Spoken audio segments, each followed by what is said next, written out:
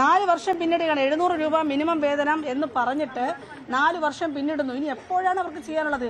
124 ദിവസത്തിൽ എത്ര തവണ ചർച്ച നടത്തി? എന്തുകൊണ്ട് പറയുന്നില്ല? ഞങ്ങൾ മുഖ്യമന്ത്രി ഇരിക്കുന്നതിന് ഏതാനും 50 മീറ്റർ അകലെയാണ് ഇരിക്കുന്നത്. ഞങ്ങളെ കാണാൻ വന്നോ?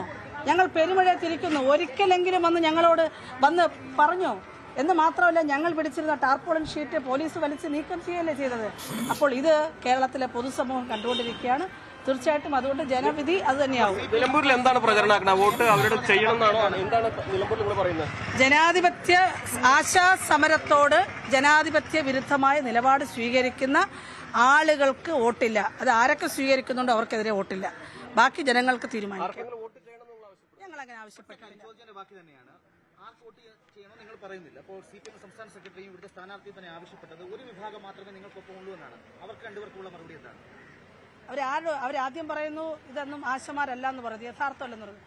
പിന്നെ ഞങ്ങൾ ആരുടെ കാര്യമാണ് അവർ പറയുന്നത്? അവർ പറയുന്ന കാര്യത്തിൽ അവർക്ക് തന്നെ വ്യക്തതയില്ല. അതുകൊണ്ട് അതിനൊന്നും മറുപടി അർഹിക്കുന്നില്ല. ജനം കാണട്ടെ, തീരുമാനിക്കട്ടെ. ജനം പറയുകയാണ് 124 ദിവസം തെരുവിലിരിക്കുന്ന സ്ത്രീകളെ എത്രയും വേഗം നിങ്ങൾ ന്യായമായ അവകാശങ്ങൾ കൊടുത്ത് തിരിച്ചയക്കണമെന്ന് പറയുമ്പോൾ അത് കേൾക്കാത്ത ഈ ജനാധിപത്യ വിരുദ്ധ നടപടി അല്ലല്ലോ, കോൺഗ്രസ് അല്ലല്ലോ, ഞങ്ങൾ പല വിഭാഗങ്ങളിൽപ്പെട്ട ആളുകളാണ് നിൽക്കുന്നത്. അതൊക്കെ വെറുതെ പറയുന്നതാണ്. അത് ആർക്കാണ് മനസ്സിലാകാത്തത്? ഞങ്ങൾ പറയേണ്ട കാര്യമില്ലല്ലോ, ഇത് ആർക്ക് വേണ്ടി എന്ന് പറയുന്നില്ലല്ലോ. അത് തീർച്ചയായിട്ടും ജനങ്ങൾ അഭിലാഷ്, അതാണ് അവരുടെ നിലപാട്.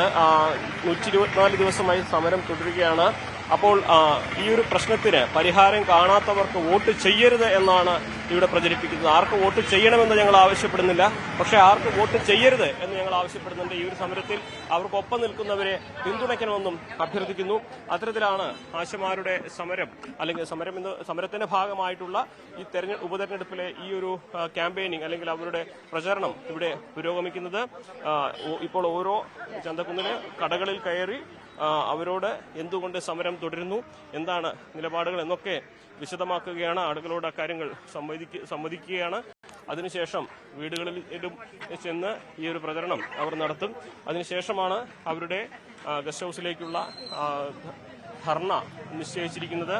എന്താണെങ്കിലും നേരത്തെ അഭിലാഷ് സൂചിപ്പിച്ചതുപോലെ ഈ ഭരണത്തെ വിലയിരുത്തുന്ന വിവിധ ഘടകങ്ങളുടെ സമ്മിശ്രമായിട്ടുള്ള ഒരു സമ്മേളനം അല്ലെങ്കിൽ എല്ലാത്തിൻ്റെയും ഒരു പരിച്ഛേദം നമുക്കിവിടെ നിലമ്പൂരിൽ കാണാൻ സാധിക്കുന്നുണ്ട്.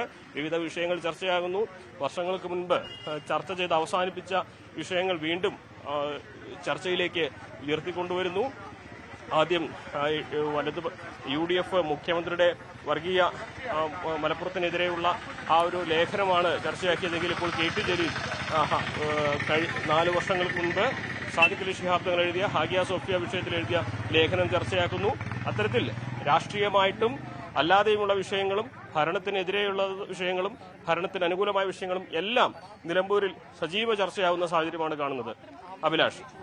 നിലമ്പൂരിൽ വിഷയങ്ങൾ മാറി മറിയുന്നുണ്ട്. നിരവധി വിഷയങ്ങൾ ചർച്ച ചെയ്യപ്പെടുന്നുണ്ട്.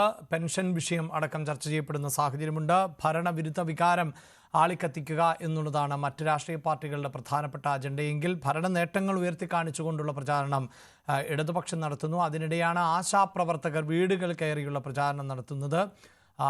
അതായത് ആശാ സമരത്തെ അവഗണിച്ചവർക്ക് വോട്ട് ചെയ്യരുത് എന്നാണ് അവരുടെ ആവശ്യം. മറ്റുള്ള വോട്ട് ആർക്ക് ചെയ്യണം എന്നത് വോട്ടർമാർക്ക് തീരുമാനിക്കാം, പക്ഷേ തങ്ങളെ അപമാനിച്ചവർക്ക് അവഹേളിച്ചവർക്ക് വോട്ട് ചെയ്യരുത് എന്ന് ആവശ്യപ്പെട്ടുകൊണ്ട് വീടുകൾ കയറിയിറങ്ങുന്നതിൻ്റെ ദൃശ്യങ്ങളടക്കമാണ് കാണുന്നത്.